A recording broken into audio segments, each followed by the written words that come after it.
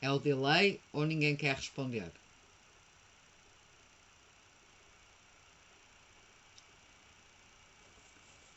Obrigada, Ruth.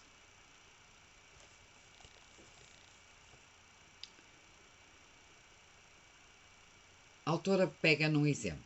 Tomemos um exemplo de uma jovem que foi rejeitada pelo pai, porque este desejava o rapaz. E eu, antes de avançar, eu vou-vos já dizer qual é a diferença para vocês perceberem o exemplo.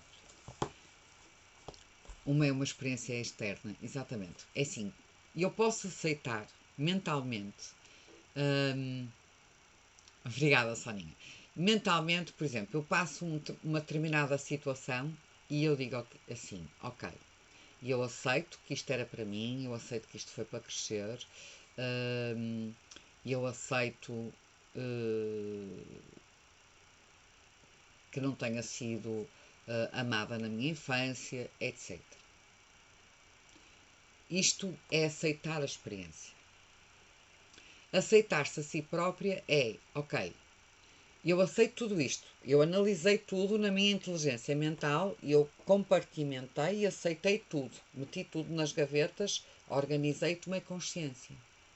Mas eu só aceito a mim própria quando eu aceito a emoção que eu senti com essa experiência. Porque não basta fazermos a inteligência mental, não basta fazermos o entendimento da coisa. É necessário fazermos a aceitação daquilo que nós sentimos. E aquilo que nós sentimos pode ser feio. Eu posso ter sentido raiva dos meus pais porque não fui acarinhada. Eu posso ter sentido dos meus pais ou de outra experiência qualquer que eu tenha feito o entendimento. Eu posso ter sentido um ódio de morrer. E eu digo, não, mas eu não vou sentir ódio, eu não vou sentir raiva. Isso é feio, isso não é luminoso. Então eu não me aceito a mim própria. Esta é a diferença entre aceitar a experiência e aceitar-se a si própria. É que a pessoa que aceita, que sentiu esta emoção, a pessoa que aceita que sentiu esta emoção, não sei se a chamada que entrou se interferiu aqui na nossa gravação. A pessoa que aceita que sentiu esta emoção, aceita-se a si própria. Depois vai trabalhar a emoção, é certo. O facto de eu aceitar que senti a emoção, de aceitar trazê-la para o peito e vivenciá-la, não quer dizer que eu a vá projetar no outro. Agora, o que quer dizer é que eu aceitei que senti. Eu aceitei que senti raiva, aceitei que senti um ódio enorme. Isto é aceitar, porque assim, nós aceitamos, eu aceitei que fiquei muito contente, que muito amor e muita alegria. Não interferiu. Mas, quando as emoções não são boas, nós já temos dificuldade de nos aceitarmos. Esta é a diferença entre aceitar a experiência e aceitar quem nós realmente somos. Porque quem nós realmente somos, nós somos sombra e luz. Acho que me fiz entender, mas a autora deve explicar melhor que eu.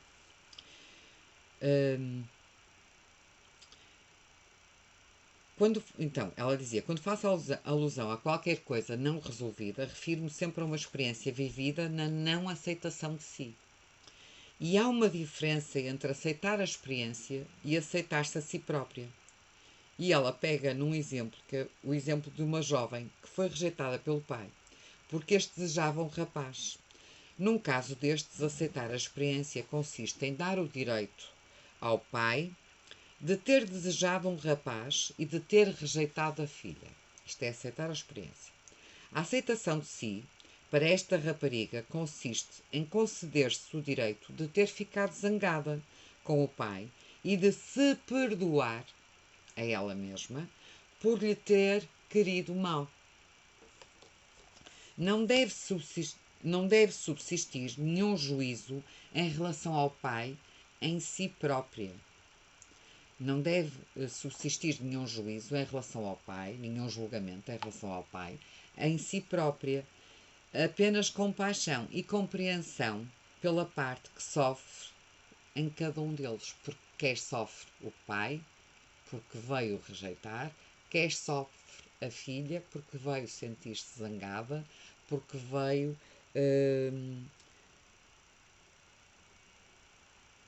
desejar mal ao pai. E depois vem a culpa, não é?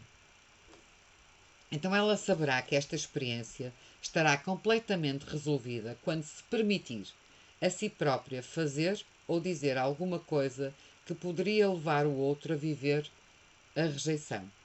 Mesmo sem rejeição, o resultado será este: se a outra pessoa viver a ferida da rejeição. Existe outra forma de ela saber que este género de situação foi verdadeiramente resolvido e vivido na aceitação. A palavra-chave aqui é aceitação. A pessoa que ela terá rejeitado não lhe quererá mal por isso, pois saberá que acontece a todos os seres humanos, a dado momento na sua vida, rejeitarem alguém. Então, não deixes que o ego te pregue partidas, porque ele tenta muitas vezes, por todos os meios, fazer-nos crer que resolvemos uma situação. É frequente dizermos para connosco: sim, compreendo que o outro tenha agido assim. Para não termos de olhar para nós, para não termos de nos perdoar.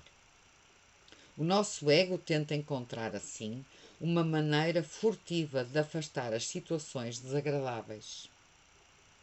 Acontece que aceitarmos uma situação ou uma pessoa sem, no entanto, nos termos perdoado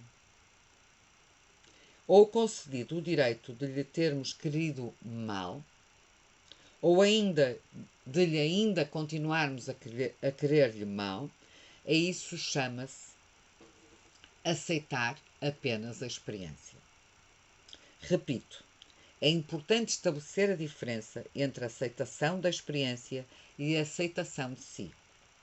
Esta aceitação é difícil de concretizar, porque o nosso ego não quer admitir que todas as experiências difíceis que vivemos têm como único objetivo mostrar-nos que ainda agimos da mesma maneira com o outro. E isto está muito forte. Eu vou repetir. E, aliás, até vou sublinhar, que acho que esta frase está excepcional. Todas as experiências difíceis que vivemos têm como objetivo mostrar-nos que agimos da mesma maneira com o outro. Normalmente, aquilo que nós rejeitamos no outro, nós temos em nós. Normalmente, aquilo que nos faz moça, porque é um espelho, aquilo que nos faz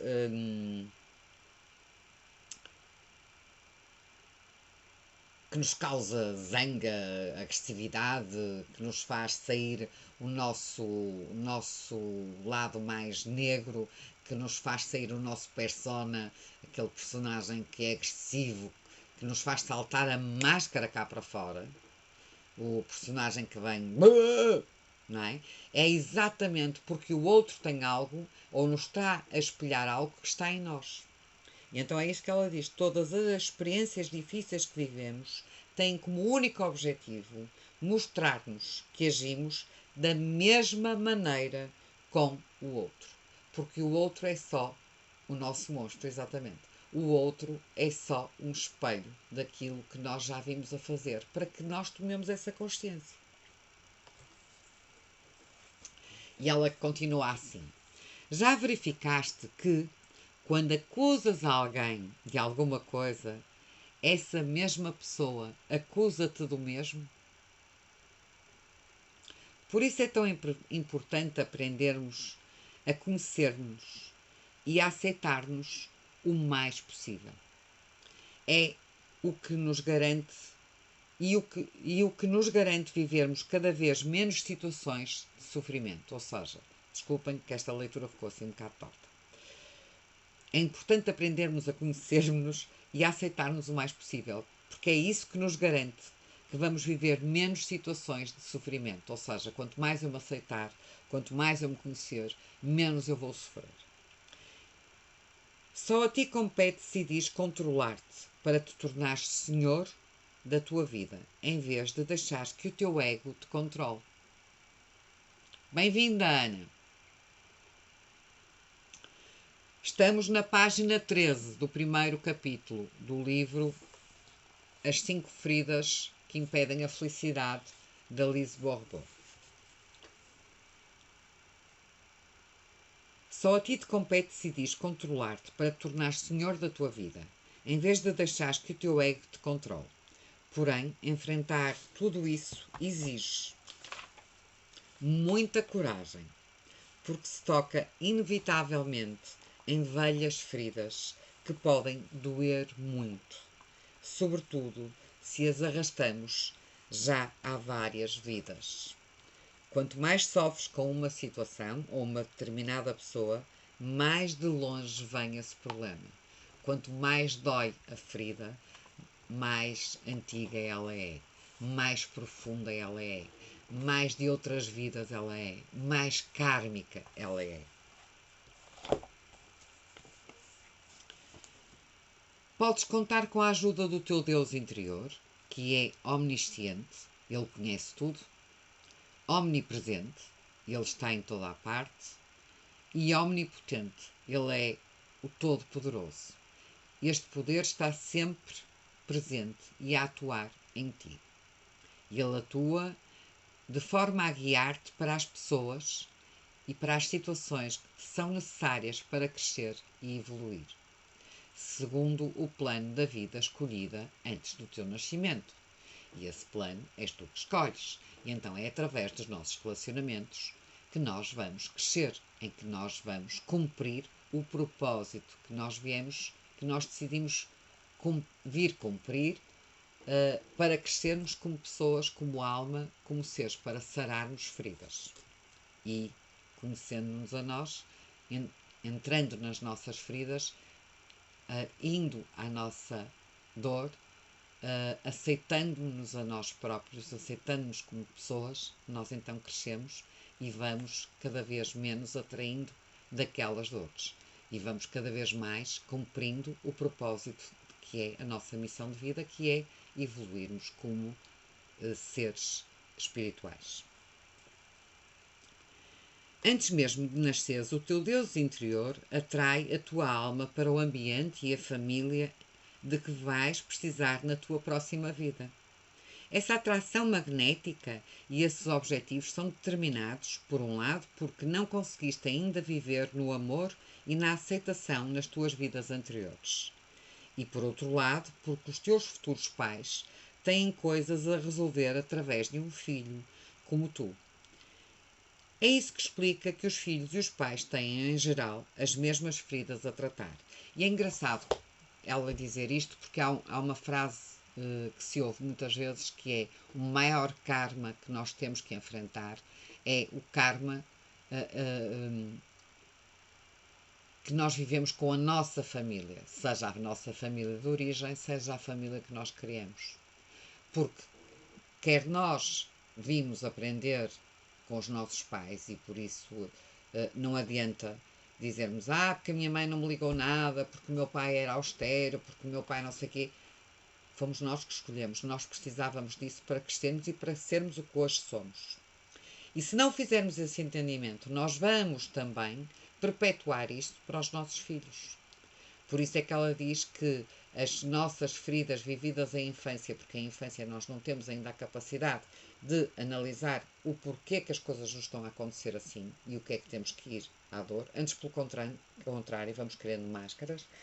Depois, se nós em adultos não vamos a essa dor, não vamos a essa ferida, não fazemos esse crescimento, vamos perpetuar para os nossos filhos as mesmas dores, os mesmos comportamentos, os mesmos padrões. Mas também os nossos filhos podem servir para que nós cheguemos a essas dores, ou então, se nós as superamos, os nossos filhos também nos vêm ensinar algo. Também nos vêm ensinar aquilo que eles têm que aprender e que nós outras coisas também que nos predispusemos a aprender. Então isto é uma lição constante. Quando nasces já não tens consciência de todo este teu passado, porque te concentras sobretudo nas necessidades da tua alma, que quer que tu aceites com os teus conhecimentos, os teus defeitos, as tuas forças, as tuas fraquezas, os teus desejos, a tua personalidade, etc. É isso que a nossa alma quer. Que nós nos aceitemos exatamente como somos. com os nossos defeitos, com as nossas forças, com as nossas fraquezas, com os nossos desejos, com as nossas personalidades, com tudo que vem no pacote. Todos precisamos disso. Contudo, pouco depois de nascermos, apercebemos de que quando ousamos ser nós próprios, isso incomoda o mundo dos adultos ou dos nossos parentes. Daí deduzimos que ser natural não está certo, não é correto. Essa descoberta é dolorosa e provoca, sobretudo nas crianças, crises de cólera. Elas tornam-se tão frequentes que acabamos por achar que são normais. Chamamos-lhe crises ou birras da infância ou crises da adolescência. Tornam-se talvez normais para os seres humanos, mas não são, com certeza, naturais. Uma criança que age naturalmente, que é equilibrada e que tem o direito de ser ela própria, não manifesta este tipo de crises. Infelizmente, esse tipo de criança quase já não existe. Observei que a maior parte das crianças passa pelas 4 etapas seguintes. Depois de ter conhecido a alegria de ser ela própria, que é a primeira etapa da sua existência, conhece a dor de não ter direito de agir, que é a segunda etapa da sua existência. Depois segue-se o período da crise e da revolta, que é a terceira etapa. E para reduzir a dor, a criança vai se resignar e acabar por criar uma nova personalidade que se torna no que os outros e torna-se naquilo que os outros querem que ela seja. Ou seja, a criança, numa primeira fase, tem alegria, é autêntica, é ela própria e sente-se bem com isso, mas depois, consoante as reações que vai tendo à sua volta, até logo pela primeira, que é o nascimento, conhece a dor de não ter o direito de agir, é a segunda fase, começa a sentir a dor, começa a ser recalcada, começa a ser reprimida, começa a ser apontada, com frases do género cala-te, ou para de chorar, não faças birras. E depois dela conhecer essa dor, vai entrar na crise da revolta, vai achar que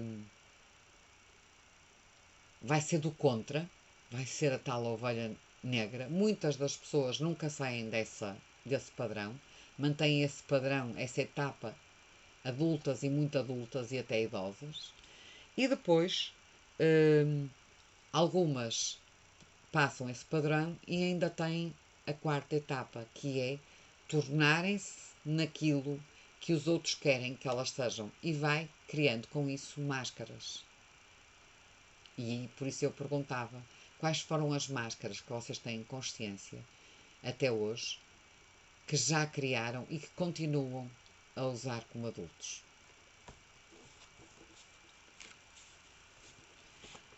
Algumas pessoas permanecem atoladas na terceira etapa durante toda a vida, o que significa que estão permanentemente encolarizadas ou numa situação de crise. É durante a terceira e a quarta etapa que criamos várias máscaras, novas personalidades, que servem para nos proteger do sofrimento vivido durante a segunda etapa. Essas máscaras são 5 para esta autora e correspondem às 5 grandes feridas de base sofridas pelo ser humano. Os numerosos anos de observação permitiram à autora perceber que todos os sofrimentos do ser humano podem ser condensados então em 5 feridas. Elas por ordem cronológica, ou seja, por ordem em que cada uma delas surge ao longo de uma vida. A primeira, rejeição. A segunda, abandono. A terceira, humilhação. A quarta, traição. E a quinta, injustiça. Se as dispusermos por outra ordem, forma-se o acróstico trai-te, o que ajuda à memorização. E ela faz então pô-las pela ordem de traição, rejeição, abandono, humilhação e injustiça. E isso dá trai-te que em francês significa, não sei se vocês conseguem ver, a ver se eu consigo pôr aqui, que em francês significa traído. Este acróstico permite destacar o facto de que cada vez que acreditamos sofrer ou pensamos dar vida a uma dessas feridas, todo o nosso ser se vai sentir traído. Não somos fiéis ao nosso Deus interior, não somos fiéis às nossas necessidades do nosso ser, porque deixamos que o nosso ego, com as suas crenças e os seus medos, dirija a nossa vida. A colocação de máscaras é a consequência de querermos esconder de nós próprios e dos outros o que ainda não quisemos resolver. Eu não sei, pelo adiantado da hora. Faltam 2 folhinhas. Continuo e terminamos o capítulo ou paramos aqui?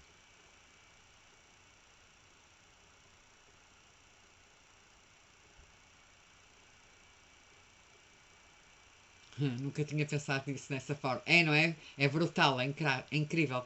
Porque seja qual for a ferida, seja a rejeição, seja o abandono, seja a humilhação, continuamos, diz a Ruth. Ok, boa.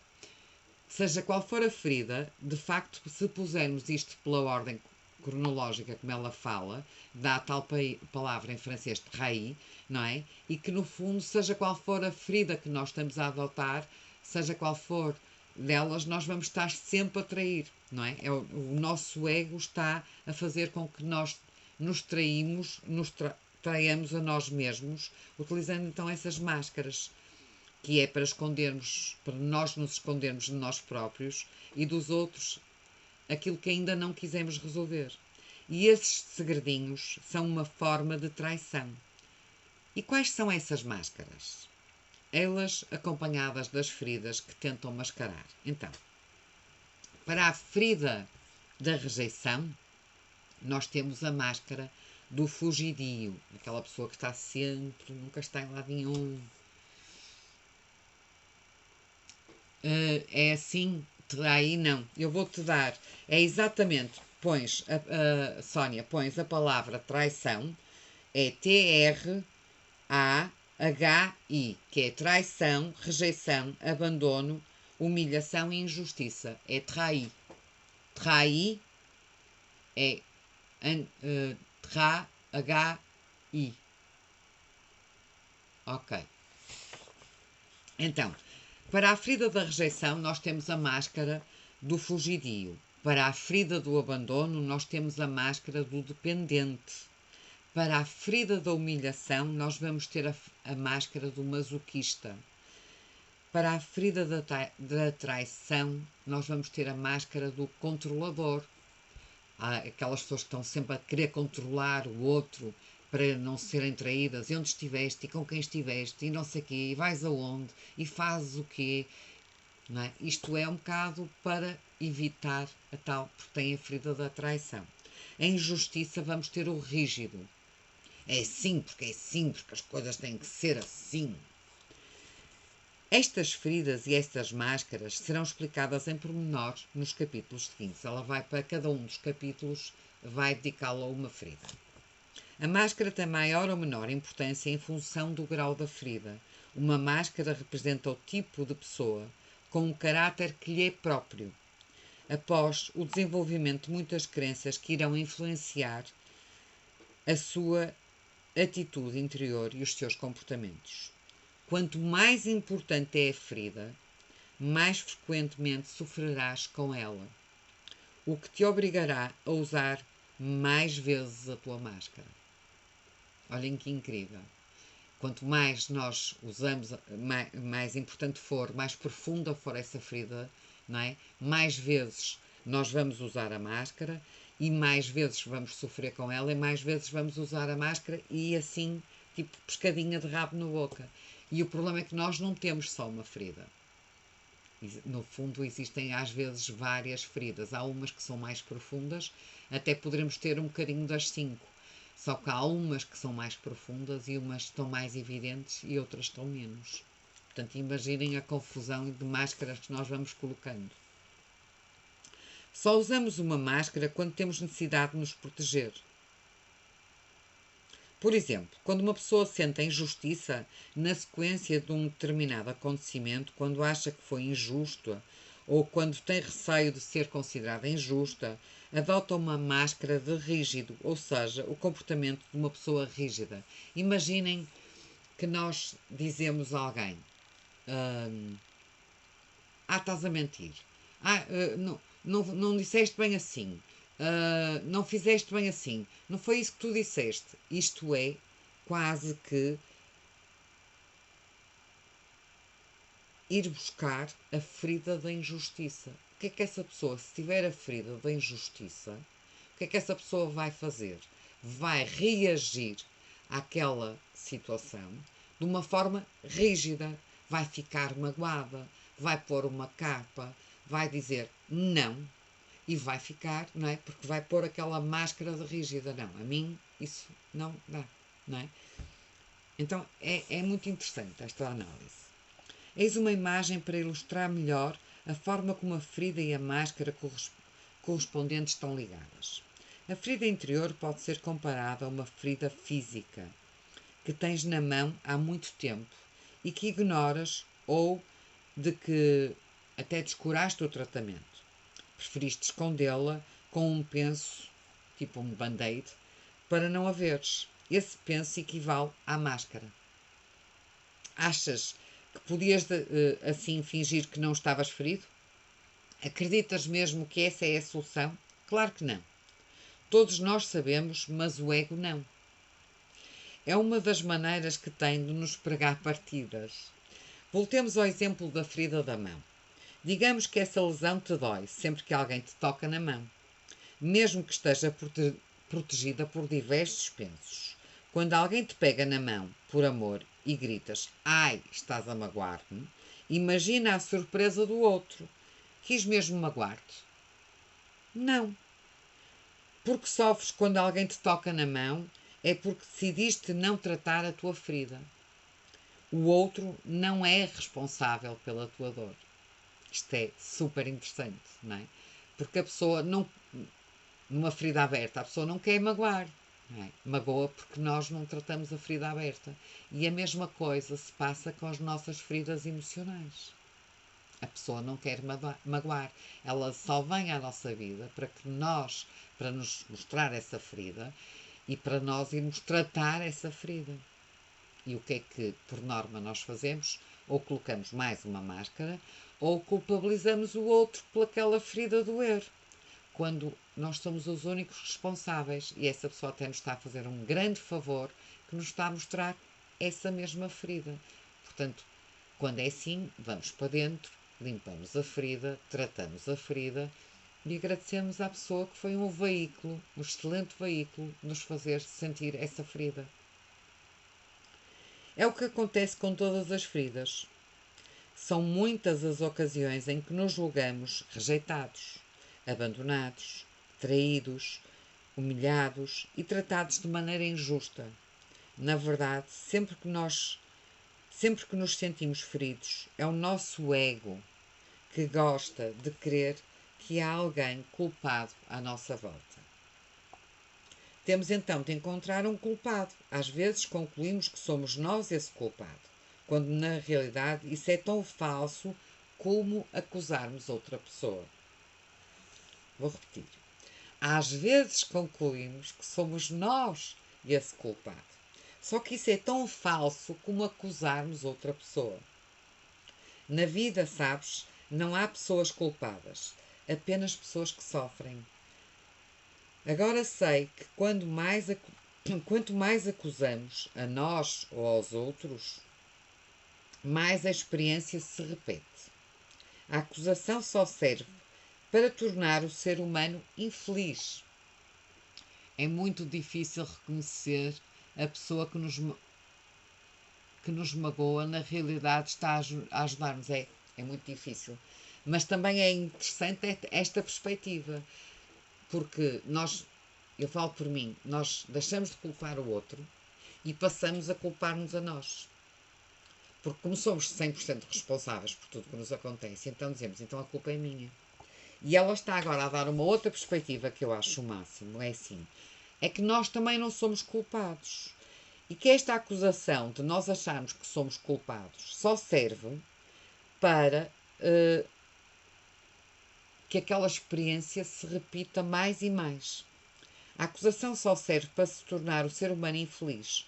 Enquanto, enquanto que, quando olhamos com compaixão a parte do ser humano que sofre, os acontecimentos, as situações e as pessoas começam a transformar-se. Ou seja, quando nós olhamos para o outro com compaixão, que é mais fácil, e dizemos, eu sou 100% responsável, mas quando nós olhamos também para nós com compaixão, que para mim, não quer dizer que seja para vocês, mas por exemplo, para mim é mais difícil eu sentir compaixão por mim, porque eu tenho a mania do perfeccionismo e da exigência. E faço muito este juízo. Ok, o outro não é culpado, mas eu sou.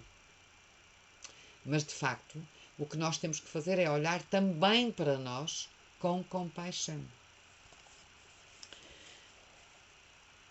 Para que dessa forma as situações e as pessoas se comecem a transformar. Ou seja, nós temos que sentir amor por nós. As máscaras que criamos para nos protegermos são visíveis na morfologia de uma pessoa e, portanto, no seu aspecto exterior.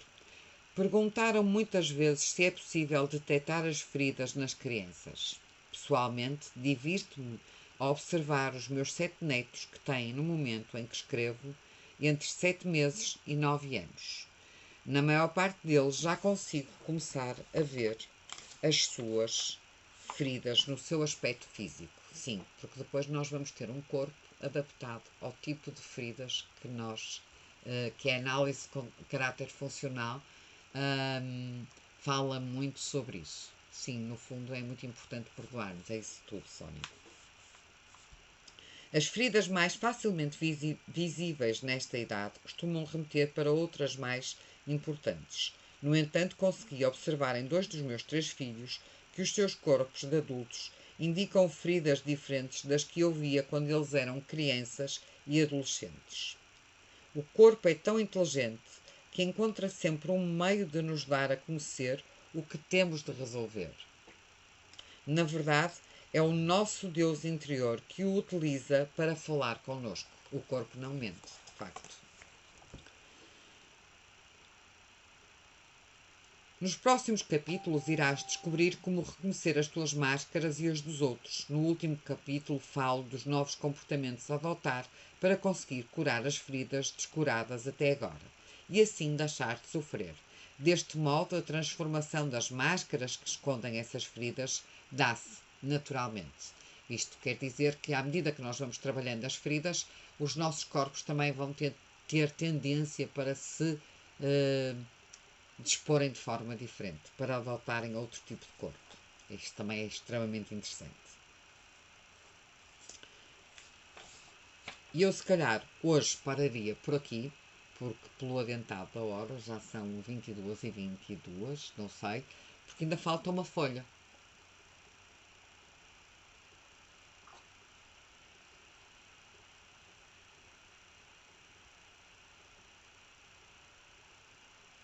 Ok, continuo. Só mais um bocadinho então. É também importante não nos prendermos às palavras usadas para exprimir as feridas ou as máscaras. Alguns podem ser rejeitados e sofrerem injustiça, outros podem ser traídos e viver isso como uma rejeição, e outros podem ser abandonados e sentir-se humilhados, etc. Quando tiveres lido a descrição de cada ferida e as suas características, tudo vai ficar mais claro. Os 5 tipos de caráter descritos neste livro podem fazer lembrar outros estudos do género.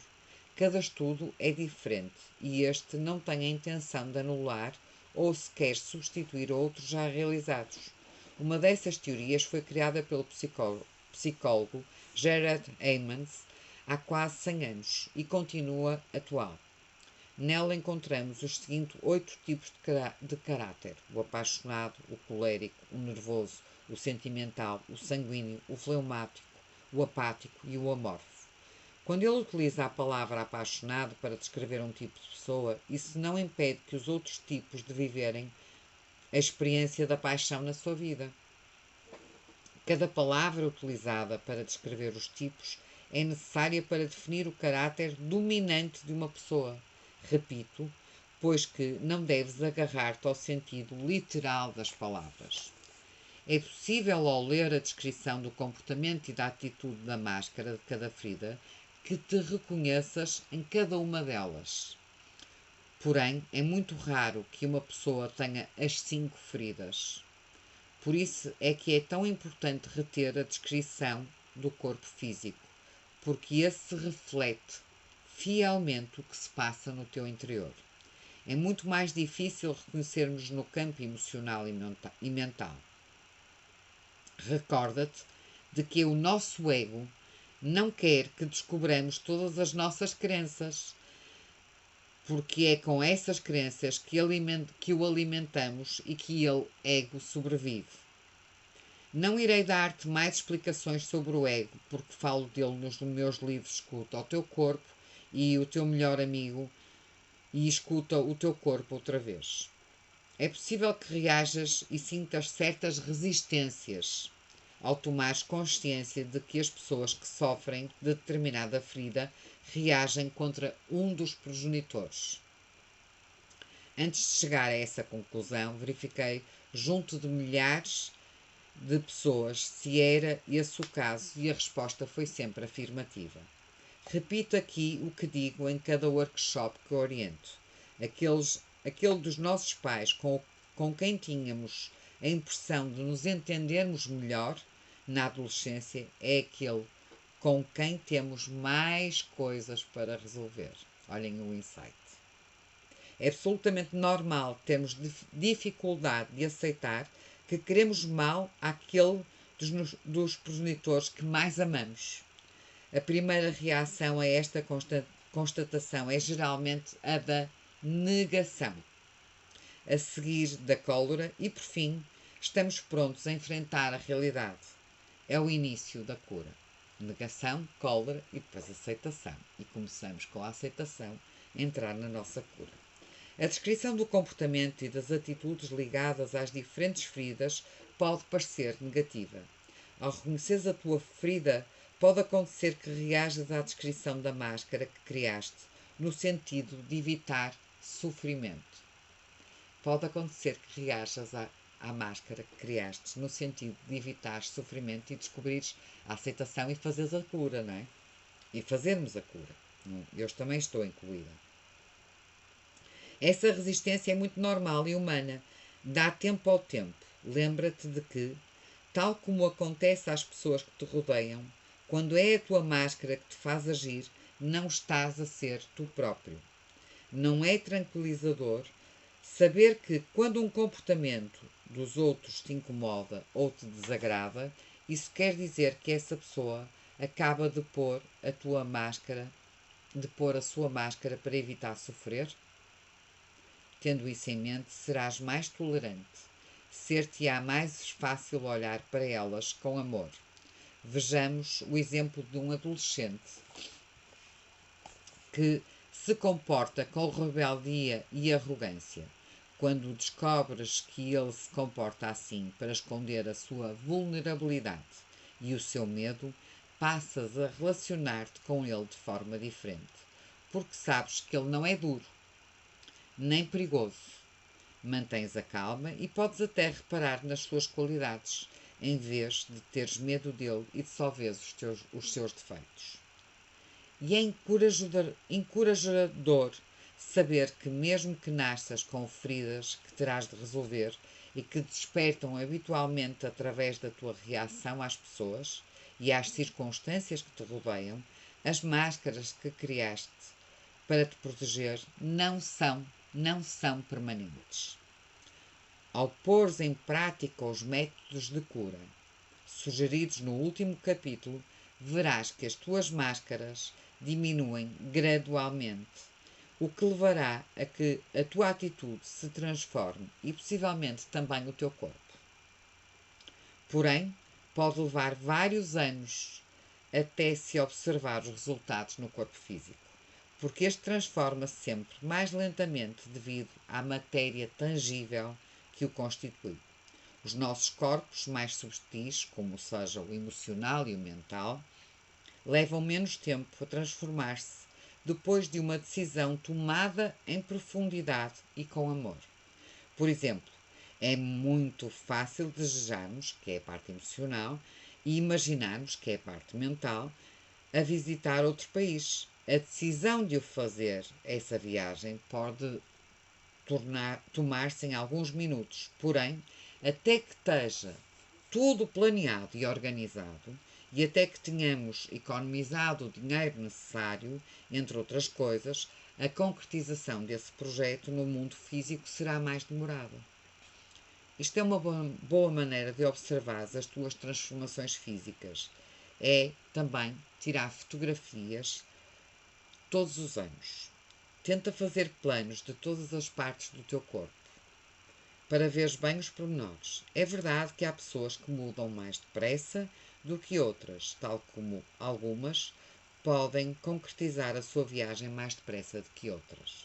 O mais importante é continuar a trabalhar na transformação interior, porque é isso que fará de ti um ser mais feliz para a vida. E durante a leitura dos 5 capítulos seguintes, sugiro que repares em tudo que parece corresponder à tua pessoa e que leias depois o capítulo ou os capítulos que melhor descrevem a tua atitude e, sobretudo, o teu aspecto físico. E assim terminamos este primeiro capítulo. Desde já agradeço imenso vocês terem permanecido até às 10h30. Já estamos com 1 hora de live e na próxima leitura, vamos para o capítulo 2, vamos falar da ferida da rejeição e a máscara é do fugidio, o tipo de corpo, beijo Ruth, acabamos os capítulos, diz a Sónia, o tipo de corpo, como vocês veem, é este, ok? Obrigada pela vossa presença, um beijo enorme e já sabem, agora passamos para as quartas-feiras, as leituras, às 9h30 e até à próxima quarta-feira. Um bom fim de semana, até lá. Espetáculo, diz a Sónia. E entretanto, se quiserem colocar no post, isto vai ficar no Instagram e no Facebook e no YouTube também, se quiserem colocar lá o que é que fez sentido para vocês, o que é que fez sentido hoje, o que é que reverberou aí, quais foram as tomadas de consciência. Porque assim, façam-no, primeiro que é importante fazê-lo agora, porque é quando elas estão mais presentes. E segundo, porque isto ajuda a que mais pessoas tomem consciência. Eu tomo consciência com as vossas, vocês tomam com as minhas e outras pessoas tomam com as de nós todos. E é assim que nós conseguimos ir tocando, ir acendendo várias luzes, ir acendendo várias lâmpadas à nossa volta, de forma a que mais mentes se possam despertar, mais tomadas de consciência possam ser feitas, porque juntos somos todos muito mais fortes. Ok? Beijo enorme e até quarta-feira. Fiquem bem, um bom fim de semana. E não se esqueçam, escrevam aí, divulguem. Beijinho grande. Até sempre.